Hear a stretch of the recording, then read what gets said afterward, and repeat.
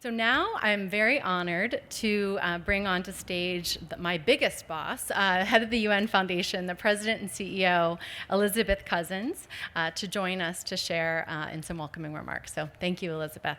I'm delighted to be here, and on behalf of the UN Foundation, I'm thrilled to welcome you all as we commemorate World Malaria Day.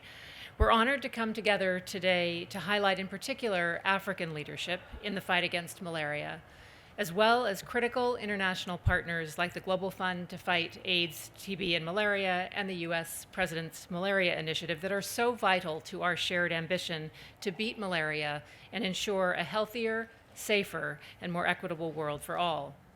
We're grateful to our co-hosts, His Excellency President Kenyatta, His Excellency Ambassador Amayo, Her Excellency Ambassador Suka Mafudze, and Joy Mupumapi for bringing us together.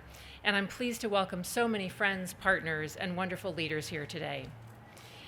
Malaria is one of the oldest and deadliest diseases that is also entirely preventable and treatable. We know that. We have made so much progress, particularly over the last 20 years, but today a child still dies of malaria nearly every minute. Every minute. And everyone here knows that statistic, and everyone here is determined to change that reality. The UN Foundation and our United to Beat Malaria campaign is honored to have worked alongside so many of you for years, advocating for policies, resources, and commitments, supporting UNICEF, UNHCR, WHO, and other UN agencies in reaching the most vulnerable, and working with the private sector to bring new resources to areas of greatest need, including a new partnership we're delighted to be embarking on with SC Johnson, and I'm glad to see you here, to increase access to malaria prevention and innovations in the Great Lakes region as part of the Great Lakes Malaria Initiative. This year, 2022, is particularly critical.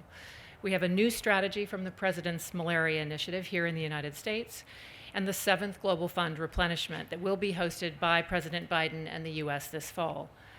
The ambition that we bring to these and other milestones will determine whether we move forward or back.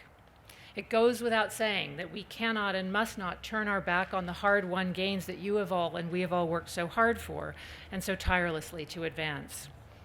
Importantly, the investments that we make to beat malaria, like investing in a strong health workforce or strong health systems, are also absolutely critical building blocks for all of our other health goals.